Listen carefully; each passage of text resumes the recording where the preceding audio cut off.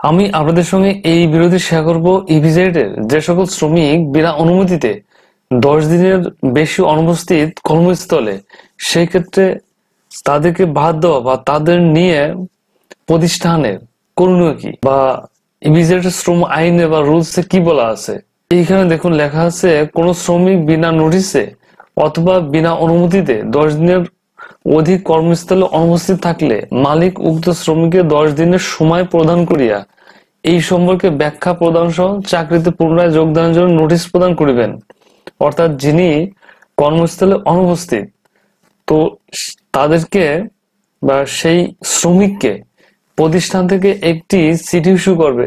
চিঠিতে এর মেনশন করা থাকবে তিনি যে কাজে অনুপস্থিত তার একটি ব্যাখ্যা প্রদান করবেন, আর প্রতিষ্ঠানে কাজে যোগদান করবে। সময় থাকবে 10 দিন।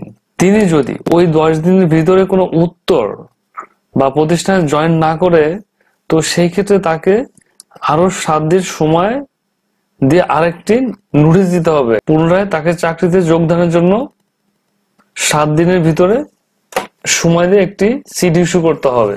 এইভাবে প্রথম চিঠিতে মেনশন করা থাকবে 10 দিন।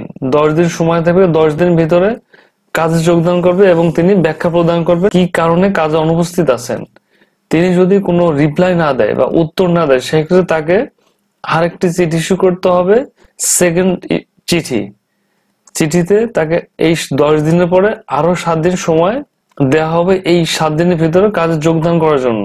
আর তিনি যদি এভাবে উত্তর না দেয় বা কাজে যোগদান না করে, তো সেই ক্ষেত্রে ধরে নিতে হবে তিনি আর চাকরি করবেন না, তিনি চাকরি থেকে রিজাইন দিয়েছেন বা ইস্তফা দিয়েছেন। তো সেই ক্ষেত্রে কি করতে হবে, তার যখন ফাইনাল সেটেলমেন্ট করতে হবে, তখন তাদেরকে, অর্থাৎ এই অনুপস্থিতির কারণে তাকে চাকরি থেকে বাদ দেওয়া হয়েছে, এই কারণে তার যে ফাইনাল সেটেলমেন্ট তার থেকে 1 মাসের স্যালারি কেটে রাখতে হবে।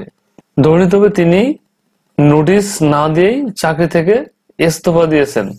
তো সেই ক্ষেত্রে 23-3 অনুসারে দেখুন লেখা আছে, ধারা 23-3 শ্রম আইনে 23-3 কোন স্থায়ী শ্রমিক মালিককে 30 দিনের লিখিত নোটিশ প্রদান করিয়া চাকরি থেকে ইস্তফা দিতে পারিবেন। অর্থাৎ যে সকল শ্রমিক স্থায়ী তারা যদি এরকম থাকে, তো সেই ক্ষেত্রে তাদেরকে 1 মাসের সময় দিতে হয়। আর সময় না দিলে 1 মাসের স্যালারি কনসিডার করতে হবে, অর্থাৎ 1 মাসের সমপরিমাণ মজুরি কেটে রাখতে হবে।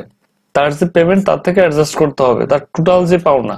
তো যারা অনুপস্থিত থাকবে ধরে নিতে হবে তারা এই নোটিশ না দিয়ে চাকরি থেকে ইস্তফা দিয়েছেন। তো সেই ক্ষেত্রে ধারা 23 অনুসারে শ্রমিকের যে পেমেন্ট তার থেকে 1 মাসের পেমেন্ট, 1 মাসের স্যালারি অ্যাডজাস্ট করতে হবে।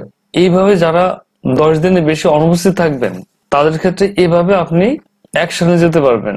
আর অসৎ আচরণের কারণে 10 দিনের বেশি যখন কোনো শ্রমিক অনুপস্থিত থাকে, তো তাদেরকে ডিসিপ্লিনারি প্রসিডিউরেও বাদ দিতে পারবেন। অর্থাৎ যখন এরকম 10 দিনের বেশি অনুপস্থিত থাকবে, তখন তাকে শোকজ দিতে হবে।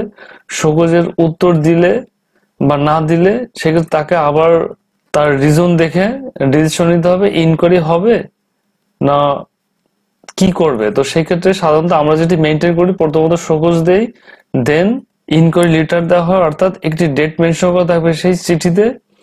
ডেট অনুসারে এমপ্লয়ির সামনে ইনকোয়ারি অফিসার ইনকোয়ারি করবে যে তিনি এতদিন অনুপস্থিত ছিলেন, কি কারণে, সবকিছু ইনকোয়ারি করা হবে। ইনকোয়ারি করে দেন ডিসিশন হবে।